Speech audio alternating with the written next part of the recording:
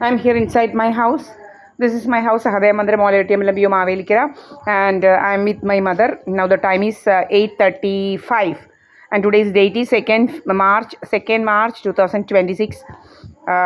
Time is 8:35, and I'm here inside my house. And if I have something, these criminals will start applying laser onto my left kidney to make my face look so fat by creating water retention. And we can make out in even in our even in this our CCTV footages, actually how the face will be becoming better, becoming so big, and we can make out that puffiness due to the water retention, actually not my exact face shape. And these criminals are doing all these things, actually. Okay,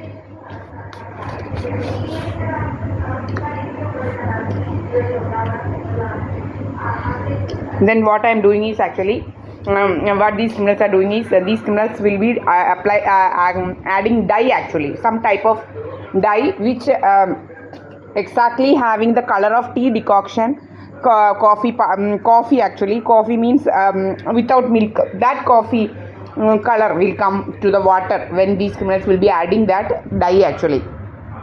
So the dye is having brown color, so even if we are so white, so fair, we will look dark. And as we take this continuously, these criminals will give us continuously, we will have that brownish color. Even my daughter is very fair, and these criminals, I am having all the evidence. When she is at her 28th day ceremony, naming ceremony, on that day I am having pics of her. After that, when she will be going to the school, so many pics are there having different colors, actually.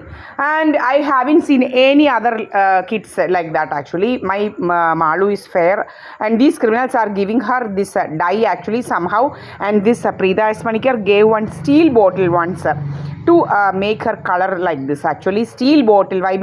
Because these criminals will be adding these brown colored thing in her water, so that nobody should see this water is having that color, actually. Okay, for that, to hide that, these she asked my daughter to use steel bottle, otherwise cancer will come. It's cancer. അവളിങ്ങനെ കുറേ കള്ളത്തരങ്ങൾ ഒപ്പിക്കുന്നവളാണ് ഇവൾ. Cancer, മറ്റേത് മറിച്ചതെന്നൊക്കെ പറഞ്ഞുകൊണ്ട് ഇവൾ അതുപോലെ എന്താ അവളുടെ ഇളയ മോടെ സ്റ്റെം സെല്ലൊക്കെ എടുത്ത് വെച്ചിട്ടുണ്ടെന്നാണ് പറയുന്നത്. എന്നിട്ട് എന്നോട് ഒരിക്കൽ പറയാം, നിൻ്റെ മോക്ക് വേണം തരാം. ഞാൻ പറഞ്ഞു, എൻ്റെ മോക്ക് എന്തോ നിൻ്റെ വേറെ വല്ലവർക്കും കൊടുക്കാൻ പറഞ്ഞു. എൻ്റെ മോക്ക് തരാമെന്ന്. അവളിങ്ങനെ നടക്കുക, സ്റ്റെം സെല്ലൊക്കെ ഇങ്ങനെ പ്രീ പ്ലാൻഡായിട്ടാണ് ഇവൾ നടക്കുന്നത്. ഇങ്ങനെ ഇൻഷുറൻസ് അടിക്കാൻ വേണ്ടി പ്രീ പ്ലാൻഡായിട്ട് ഓരോരോ കാര്യങ്ങൾ ഇങ്ങനെ ചെയ്തു വെച്ച കള്ളിയാണ് ഇവൾ, ചെയ്തു വെച്ചിരിക്കുന്ന കള്ളിയാണ്. അതുപോലെ മുരളിയെല്ലാം വകവരുത്തിയേച്ച് ഇങ്ങനെ കാശ് പിടിച്ച് നടക്കുക ഇവളിങ്ങനെ പ്രീ പ്ലാൻഡായിട്ട് പലതും എടുത്ത് ഇങ്ങനെ വെച്ച് ഇങ്ങനെ കാശടിക്കാൻ നടക്കുന്ന നല്ല ഇവൾ നമ്മളെയൊക്കെ വെച്ച് കാശടിക്കാനായിട്ട് ഇങ്ങനെ അങ്ങ് നടക്കുക.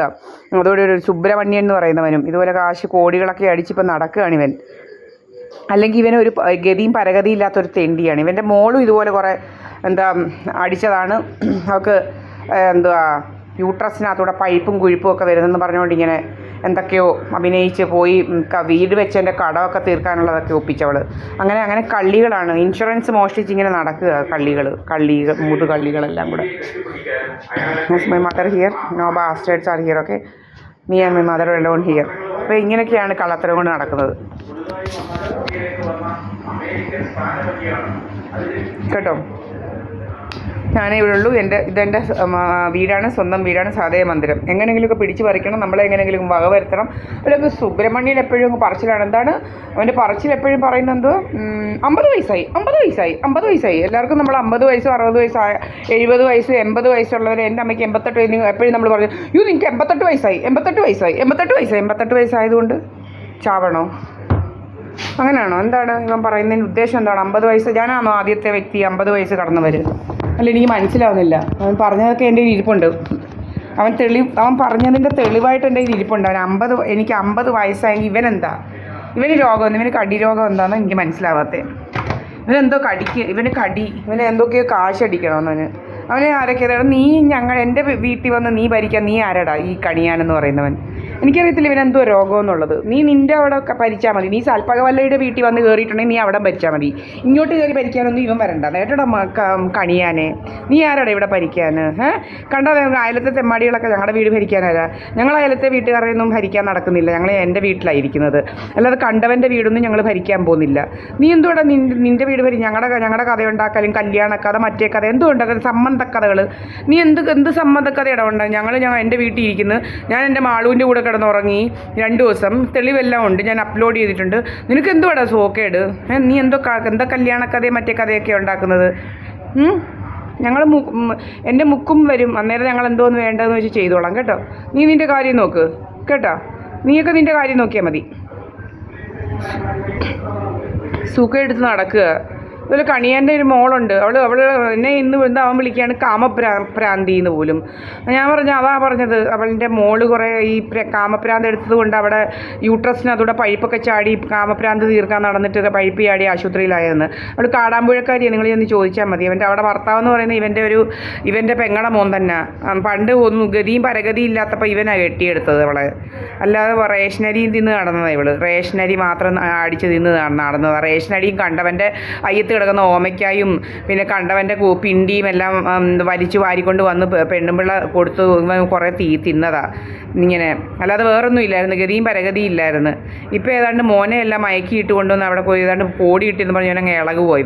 ഇവനങ്ങ് തുണി പൊക്കി അങ്ങ് നടക്കുക. ഇവനങ്ങ് ഇളക്കമായി. ഇവന് തുണി പൊക്കി നടപ്പായി. ഇവൻ്റെ ജോലി ഇൻഷുറൻസ് ഒക്കെ മോട്ടിച്ച് കഴിഞ്ഞപ്പോൾ ഇവന് തുണി പൊക്കി അങ്ങ് നടക്കുക. ഇവൻ എന്തൊക്കെയോ വലിയ കേമനാണ്. ഇവൻ ആരാന്നറിയത്തില്ല. ഇവനെന്തോ നീ ആരാ? അവൾ രാജമ്മ എന്ന് പറയുന്ന വലിയൊരു കള്ളി. അവളെൻ്റെ അമ്മയുടെ ഫോൺ നമ്പർ മാറ്റി വെച്ച് അവിടെ നമ്പർ കൊടുത്തിരിക്കുന്നത്. രാജേഷ് എന്ന് പറയുന്ന കള്ളനും ഇവളും കൂടെ ആയിരിക്കും രാജമ്മ എന്ന് പറയുന്നവളും. രാജേഷ് എന്ന് പറയുന്ന ഒരു കള്ളനായിരുന്നു എൻ്റെ അമ്മയുടെ ഫോമൊക്കെ ഫില്ല് ചെയ്യുന്നത്. നമ്മൾ ചെന്ന് OTPക്ക് ഇതാക്കുന്നുണ്ടെ ട്രഷറി ചെന്ന് OTPക്ക് ഇതാക്കിയപ്പം അവർ ചോദിക്കുന്നു ഈ നമ്പർ OTP ഇതാണോ നമ്പർ എന്ന്. 859107 ആണ് അവസാനം. ഞാൻ പറഞ്ഞു ഇത് എൻ്റെ അമ്മയുടെ നമ്പർ അല്ലല്ലോ. അങ്ങനെയാണ് മനസ്സിലാവുന്നത്. രാജമ്മ എന്ന് പറയുന്ന മുതുകള്ളി ഇവളാരാ? എൻ്റെ അമ്മയുടെ രക്ഷകർത്താവും ഞങ്ങളുടെയൊക്കെ രക്ഷകർത്താവും. നീ ആരാടി രാജമ്മേ? ഇവിടെ ഭർത്താവ് ഇവള് ഇതുപോലെ രണ്ട് കെട്ടി രണ്ടിനെ റെഡിയാക്കി വകവരുത്തി വെച്ച് നടക്കും. ആദ്യത്തവനെ 10 മാസം കൊണ്ട് വകവരുത്തി വെച്ച് നടക്കുക ഇവള്. പിന്നെ ഒരു കൊച്ചുണ്ടായിരുന്നു, ഇവള് പ്രഗ്നൻ്റ് ആയിരുന്നു 10 മാസമായപ്പോഴേ. ആ കൊച്ചിനെ ഇവള് എല്ലാം വകവരുത്താൻ ആശുപത്രിയിൽ പോയി എന്ന് വെച്ച് കഴിഞ്ഞാൽ പിന്നെ ആരും സംശയിക്കരുത്.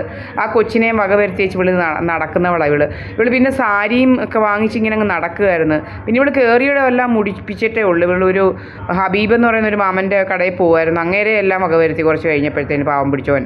അങ്ങനെ കുറേ എണ്ണത്തിനെ വകവരുത്തി ഇവിടെ നടക്കുക.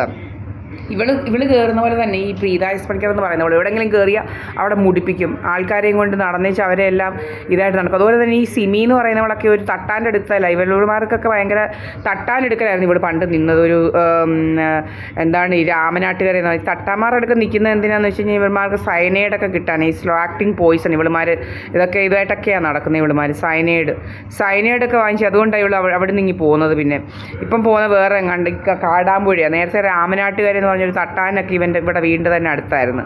അപ്പോൾ ഇവളുടെ വീട്ടിലോട്ട് തിരിഞ്ഞിരിക്കുന്ന രീതിയിലായിരുന്നു അവൻ്റെ കടയൊക്കെ.